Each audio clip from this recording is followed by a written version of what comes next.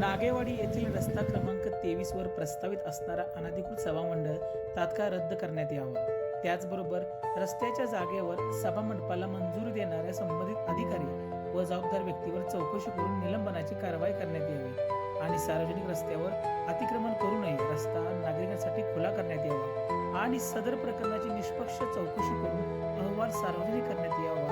यासह अनेक मागण्यांसाठी उपोषण गेले 3 दिवस युथ कॅन्सरच्या अक्षय कांबळे यांनी जिल्हाधिकारी कार्यालयात सुरू केले आहे।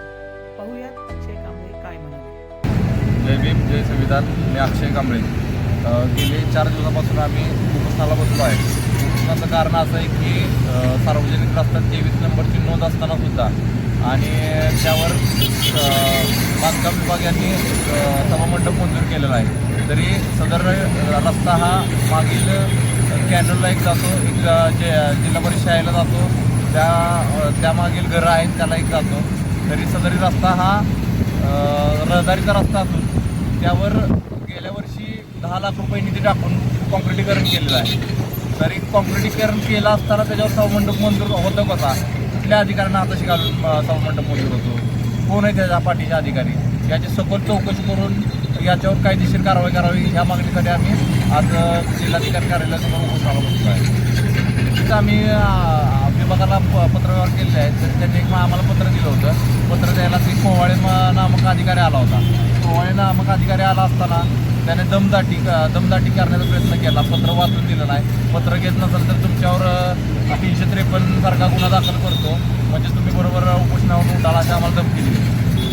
नागेवाडी येथील अनधिकृत सभामंडप तात्काळ रद्द करा या मागणीचं निवेदन 10/7/2026 रोजी जिल्हाधिकाऱ्यांना दिलेले प्रारंभिक उपोषणाला सुरुवात केलेली आहे।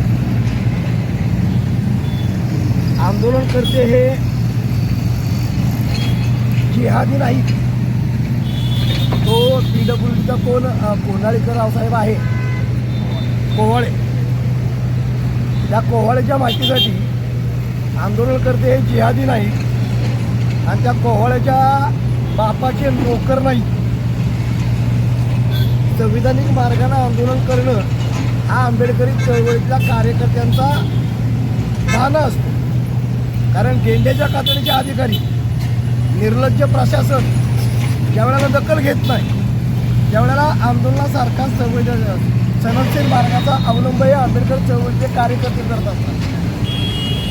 कोंढाळीकर सारखा जर 353ची भीती दाखवत असेल तर बेट्या 353 आमच्या 5वीला पुजलंय, पोलीस चौकी आणि कोर्ट आमच्या 5वीला पुजलंय। नोकरी करायची तर गुन्ह्यानं नोकरी करायची, माज आणि मस्ती आंबेडकर चळवळीच्या कार्यकर्त्यांना दाखवायची नाही। असे कोंढाळीकर आले किती आणि गेले किती, आंबेडकरी चळवळीतला कार्यकर्ता आहे त्या ठिकाणी आहे, कारण आंबेडकरी चळवळीतला कार्यकर्ता चुकीची भूमिका घेऊन कधी बसत नाही। कागदपत्राचं अवलोकन केलं तर सदर रस्त्याची नोंद ही ग्रामपंचायतच्या 23 नंबरला आहे। त्या रस्त्यावरती 1 लाख रुपयाचा निधी टाकून कॉन्क्रिटीकरण केलेलं आहे। निधी टाकल्यानंतर खाजगी प्रॉपर्टी जर सार्वजनिक होत असेल, शासनाची होत असेल, तर निधी टाकलेल्या जागेवरती तो कॉन्क्रिटीकरणाचा किंवा खडीकरणाचा केलेला रस्ता उकरून त्या ठिकाणी सभामंडप बांधणार का? PWDचा अधिकारी हा अधिकारी आहे का दाड्या करणार आहे, हा संशोधनाचा मुद्दा येतो। राहिला प्रश्न कार्यकर्त्यांवरती 353चा गुन्हा दाखल करणं।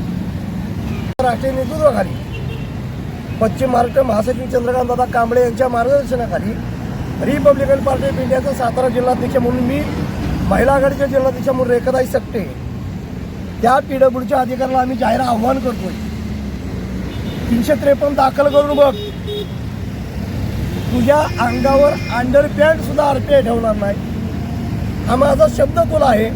फक्त 353 दाखल करून दाखव, म्हणजे मूळ मुद्द्याला बगल द्यायची, आंबेडकरी चळवळीच्या कार्यकर्त्यांवरती दबाव आणायचा आणि पगारात पोट भरत नाही म्हणून भ्रष्टाचार करायचा।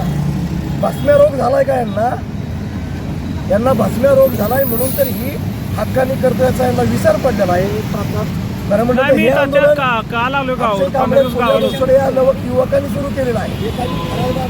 यामध्ये माझ्यासारख्या इंटरव्ह्यू करणं मला योग्य वाटत नव्हतं, मात्र अधिकारी जर माझ आणि मस्ती करत असेल तर ती मस्ती उतरवण्याची जबाबदारी धमक आंबेडकरी चळवळीमध्ये आहे।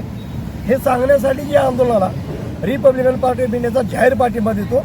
जय भीम, जय भारत, जय शिवराय, जय संविधान.